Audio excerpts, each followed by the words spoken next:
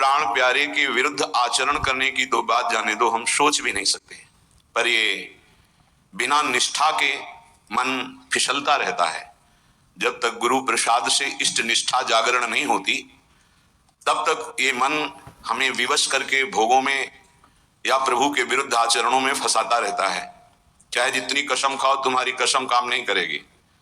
काम करती है निष्ठा। निष्ठा उसे कहते हैं चाहे प्राण चले जाएं, पर हम जो नियम लिया है उसको नहीं तोड़ सकते, उसे नियम निष्ठा कहते हैं। चाहे प्राण चले जाएं, गुरुदेव के विरुद्ध नहीं हो सकते, उनकी आज्ञा का पालन करने के लिए प्राणों को न्यौछावर कर देंगे, ये गुरु निष्ठा होती है। चाहे प्राण निकल जाए, कभी नाम जब नहीं छूट सकता, इसे नाम निष्ठा कहते हैं। चाहे प्राणांतक कष्ट हो जाए, कभी धाम की सीमा के बाहर नहीं हो सकते, ये धाम निष्ठा होती है। ऐसे ही सेवा निष्ठा, धाम निष्ठा, नाम निष्ठा, गुरु निष्ठा, इन निष्ठाओं से ही मन को रोका जा सकता है। अन्यथा बहुत ही प्रबल और चंचल स्वभाव का मन वो विषयों में गिरा देता है। श्रीपाद प्रबोधानंद जी महाराज कह रहे हैं, नान्यत बदामि न शृणोमि न चिंतयामि। ओहो, कैसी आराध्य देव की निष्ठा है। अगर ये धारण हो जाए तो निहाल हो जाए, इसी जन्म में भगवत साक्षात्कार हो जाए। नान्यत बदामि न शृणोमि न चिंतयामि, नान्यत ब्रजामि न भजामि न चाश्रयामि, पश्यामि जागृति तथा स्वप्नेऽपि नान्यत श्रीराधिका रति विनोद बनम विनाहम। इसे निष्ठा कहते हैं। कह रहे हैं कि श्री किशोरी किशोरजू, इनका नाम, इनका रूप, इनकी लीला जहां प्रकाशित हो रही है, ऐसे परम पावन प्रेम प्रदान करने वाले वृंदावन का मैंने हृदय से आश्रय लिया है। इसलिए मैं प्रिया प्रीतम की चर्चा, नाम कीर्तन, धाम की महिमा, रसिकों का संग, रसिकों की चर्चा, इसके सिवा नान्यम बदामी, हमारी वाणी मौन रहेगी, कभी नहीं बोलेगी। धन्य है वो उपासक जो इस निष्ठा को प्राप्त है। नान्यम बदामी, हरिवंश महाप्रभु कहते हैं, रसना कटो जो अन रटो।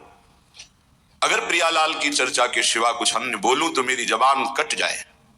नान्यम बदामी, देखो ये निष्ठा बिना धारण किए वाक इंद्री पावन नहीं होगी। वाक इंद्री पावन नहीं होगी तो उसी में विराजमान रसेंद्री भी अपावन रहेगी। रसेंद्री बिगड़ी हुई है तो जनेंद्री को शासन में ले ही नहीं सकते, अर्थात समस्त इंद्रियां आपको अपने अधीन कर लेंगी। जो इंद्रियों के अधीन होता है उससे पापाचरण बनता है, जिससे पापाचरण बनता है उसकी दुर्गति होती है। बिना निष्ठा के नहीं। निष्ठा मानो ऐसी ब्रेक है कि तत्काल उसको रोका जा सकता है। जो हमारी संसार की तरफ वृत्तियां बढ़ रही, उनको तत्काल रोका जा सकता है। निष्ठा में ताकत है और किसी में। जैसे ब्रह्मचर्य की निष्ठा, उसका ब्रह्मचर्य पर महत्व हुआ और ब्रह्मचर्य निष्ठावान, तो चाहे स्वर्ग लोक की अप्सरा आ जाए, उसके मन में काम भोग की लालसा नहीं पैदा हो सकती। निष्ठा में ताकत है, अन्य नहीं।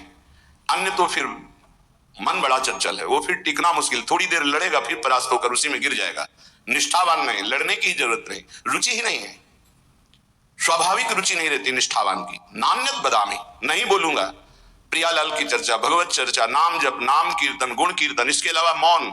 अब देखो कौन उपासक इसको धारण करता है। प्रपंच की वार्ता करने में वाणी बड़ी प्रवीण है, चुगली करने में, निंदा करने में, ईर्ष्या की बातें करने में, राग द्वेष की बातें करने में, इससे बड़ा सुख अनुभव होता है, क्योंकि इसको दुर्गति करानी है उस जीव की जो इस वाक इंद्रिय के अधीन हो गया है। आगे कह रहे, न श्रृणोमि, श्रवणेन्द्रिय का बहुत बड़ा महत्व है। जो हम सुनते हैं उसका चिंतन होता है, जो चिंतन होता है वही क्रिया होती है, जो क्रिया होती है उसी का परिणाम होता है। कानों को बहुत संभाल के रखें, सुनने मात्र से हमारे अंदर चिंतन बनता है।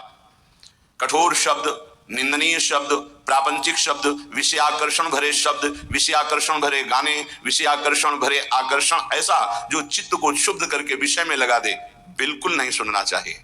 ऐसी परिस्थिति में यदि श्रवणेन्द्रिय को शासन में लेने का युक्ति नहीं पता है तो कान में उंगली डाल लो और वहां से हट जाओ, नहीं तो श्रवणेन्द्रिय को तत्काल अंतर्मुख किया जाता है। बाहर केवल जैसी चिड़िया चहचहा रही, आवाज मात्र है, शब्द का बोध नहीं हो सकता, क्योंकि श्रवणेन्द्रिय अंतर्मुख शब्द का चिंतन कर रही, नाम का। पर ये बहुत अच्छे उपासक की स्थिति होती है जहां आपको ऐसी स्थिति ना हो और प्रपंच वार्ता हो, भगवत चर्चा रहित वार्ता हो, कान में उंगली डालकर वहां से हट जाना चाहिए, चाहे जैसी सभा हो, नहीं तो उपासना खंडित हो जाएगी, उपासना बाधित हो जाएगी। ऐसा कौन साधक करता है? जिसका लक्ष्य बन गया है भगवत प्राप्ति। अन्यथा संयोग बना तो सत्संग भी सुन लिया, संयोग बना तो कुसंग भी सुन लिया।